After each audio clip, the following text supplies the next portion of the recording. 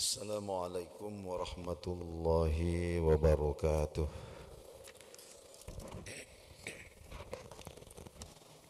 Alhamdulillahi rabbil alamin. Allahumma salli wa sallim ala asyrafil anbiya'i wal mursalin habibina wa maulana Muhammadin nabiyil ummi wa ala alihi wa ashabihi ajma'in, amma ba'du.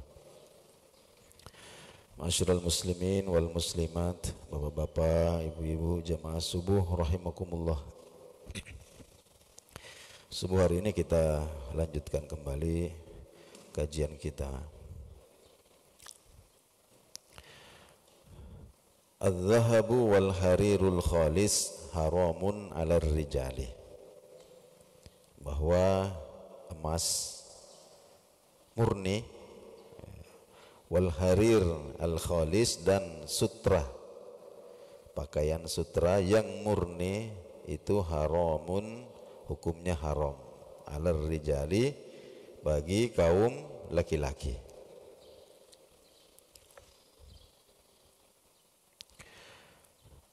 Fa innahu harrama alar rijali naw'aini minaz zinah.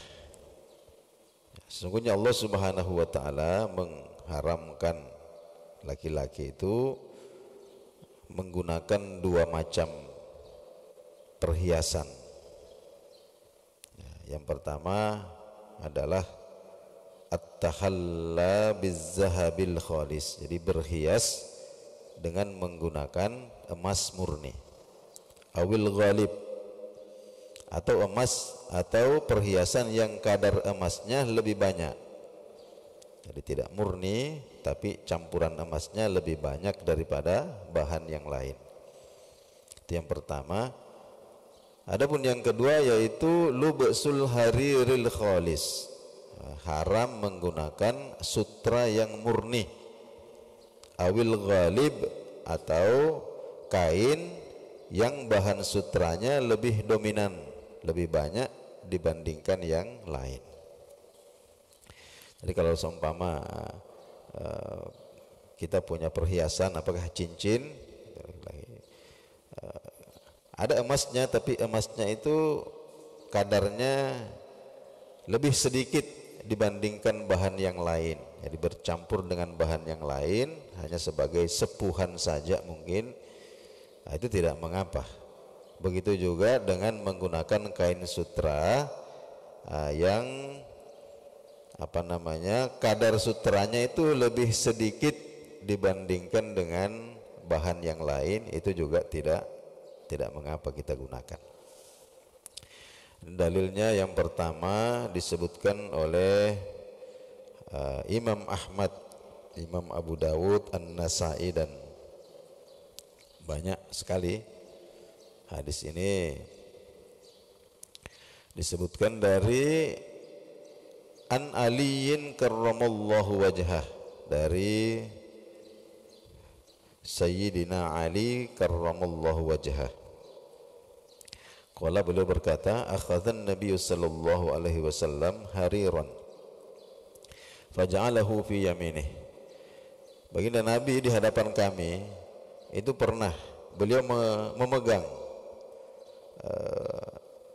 hariran, ya, kain sutra di tangan kanannya. Wa akhadha dhahaban faja'alahu fi shimalih, dan memegang emas di tangan kirinya. Tsumma qala, kemudian beliau mengatakan, beliau bersabda, inna hazaini, sesungguhnya kedua barang ini, sutra di tangan kanan beliau, emas di tangan kiri beliau, inna hazaini, sesungguhnya kedua barang ini haramun, haram, ala dzukuri ummati, bagi umatku yang laki-laki. Artinya bagi perempuan itu hukumnya halal, khusus laki-laki. Selanjutnya hadis yang kedua ini diriwayatkan oleh Imam Bukhari dan Imam Muslim. Ini berasal dari Sayyidina Umar ibnul Khattab. Qala, beliau berkata, sami'tun Nabiy sallallahu alaihi wasallam, saya pernah mendengarkan langsung baginda Nabi sallallahu alaihi wasallam yaqul, beliau bersabda, la talbasul harir. Ini ditujukan kepada kaum laki-laki. La talbasul harir, jangan memakai sutra. Jangan memakai sutra. Fa innaman, karena orang labisahu yang memakai sutra fid dunya, di dunia ini, apa resikonya itu? Lam yalbashu fil akhirah, itu mereka tidak akan memakainya di akhirat. Itu satu. Kemudian hadis yang ketiga, maaf, ini dari Bukhari dan Muslim, juga dicantumkan dalam Bukhari dan Muslim. Baginda Nabi sallallahu alaihi wasallam bersabda, fi hullatin minal harir, tentang pakaian sutra. Nah, beliau mengatakan, innama hadhihi, sesungguhnya sutra-sutra ini itu libasuman, adalah pakaiannya orang, la khalaqa lahu, yang tidak sedikit pun mendapatkan bagian di akhirat nanti.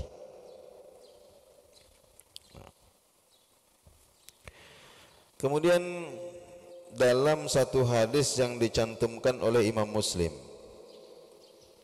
ini pernah terjadi. Pernah Rasulullah sallallahu alaihi wasallam melihat ada laki-laki yang menggunakan cincin emas. Ya, jadi wara'a khatiman min zahabin fi yadi rajulin. Nah, beliau melihat ada seseorang laki-laki yang menggunakan cincin emas. Nah, fanaza'ahu, maka baginda Nabi langsung mencabut. Nah, beliau sendiri yang cabut itu cincin dari jemari laki-laki itu, wa tarahahu, dan melemparkannya. Nah, Nabi lemparkan, Nabi buang gitu. Wa qala, dan beliau bersabda, ya'madu ahadukum, kenapa ada orang ya yang sengaja mengambil, kenapa ada orang, ya'madu ahadukum, kenapa ada orang yang sengaja mengambil, ila jamratim min narin, bara api dari neraka, fayaj'aluha fi yadihi, lalu dia pasang di tangannya.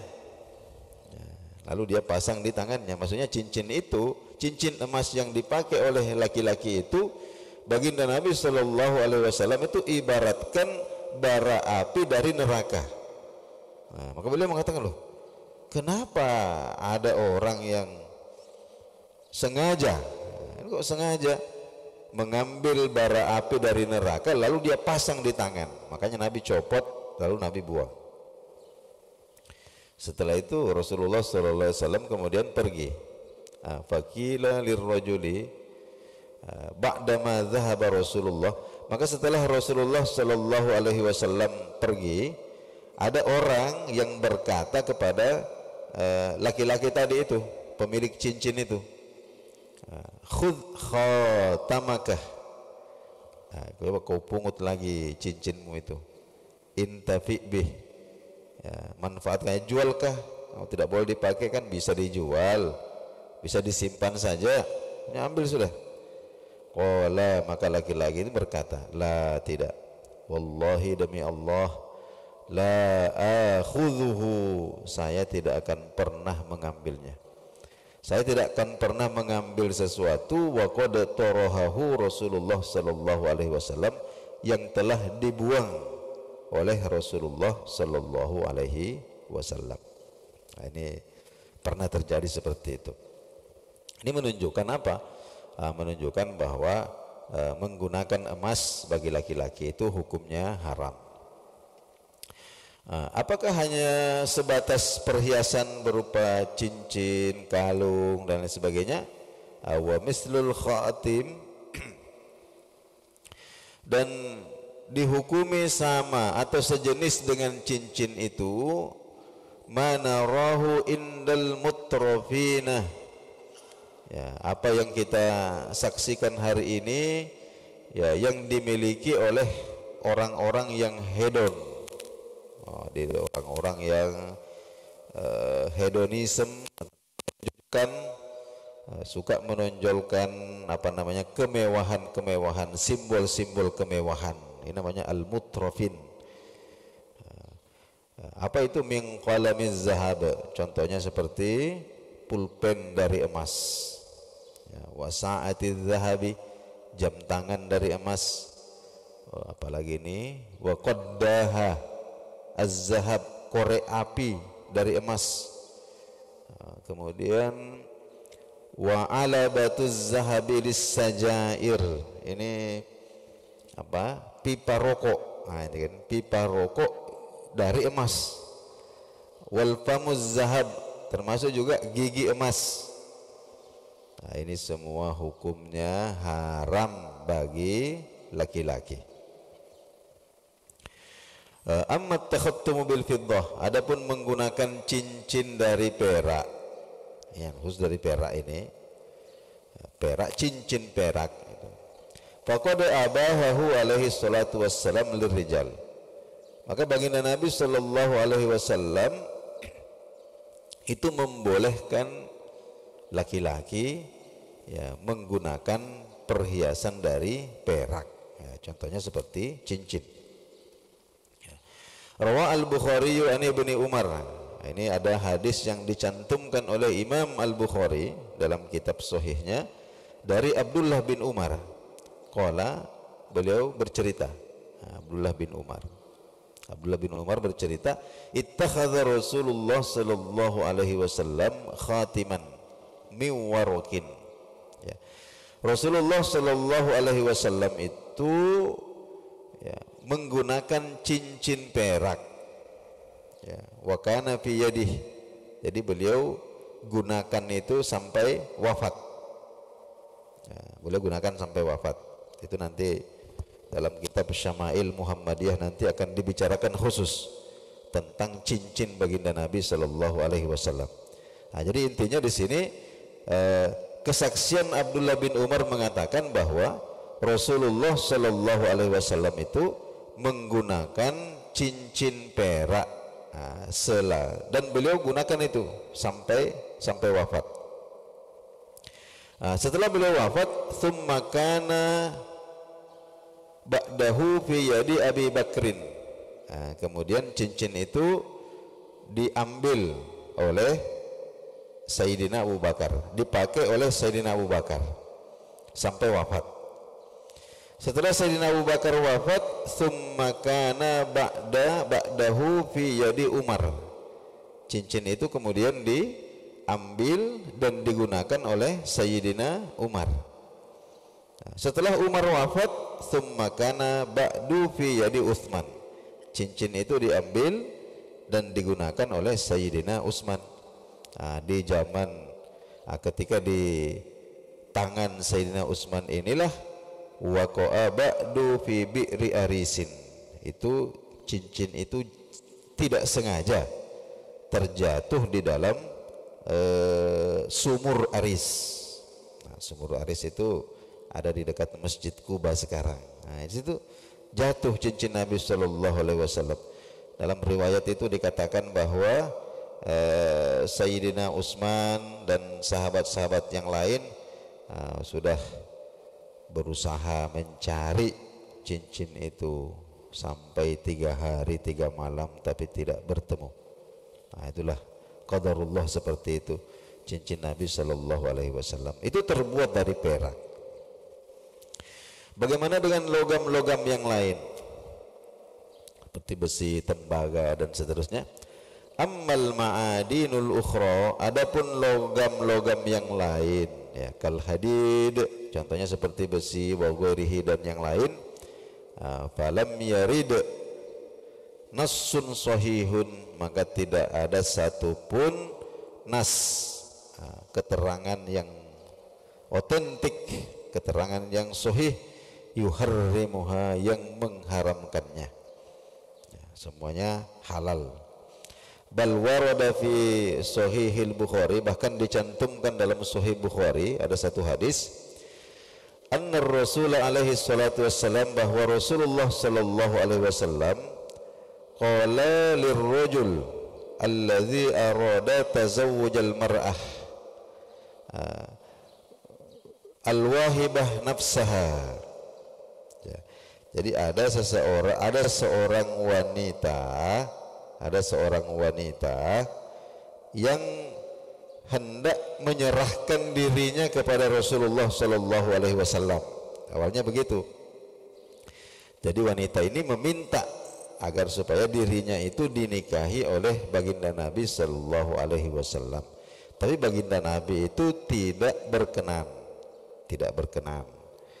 Lalu kemudian baginda Nabi tanyakan, bagaimana kalau kamu saya nikahkan dengan salah seorang di antara sahabat-sahabat saya ini? Nah, maka wanita ini pun setuju. Kalau Rasulullah yang pilihkan, artinya kalau Rasulullah tidak berkenan kepada saya, maka kepada laki-laki yang Rasulullah pilihkan pun saya mau.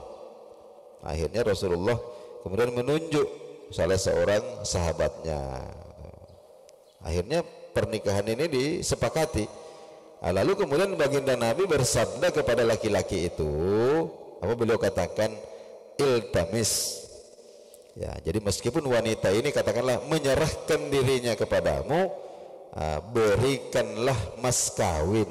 Ya, jangan sampai kosongan begitu. Tetap berikan mas kawin walau khatamam min hadidin. Ya, meskipun ala kadarnya, ya sekedar cincin besi. Nah, begitu sabda Nabi, iltamis. Jadi berikanlah mas kawin walau khatamam min hadidin, meskipun hanya berbentuk cincin besi. Nah, inilah istadallal Bukhari, bahwa Imam Al-Bukhari kemudian menjadikan hadis ini sebagai dalil ala hilli khatamil hadid, tentang kehalalan cincin besi. Nah, kemudian wa rukhisa fi lubsil hariri idza kana li hajatin sahiyatin.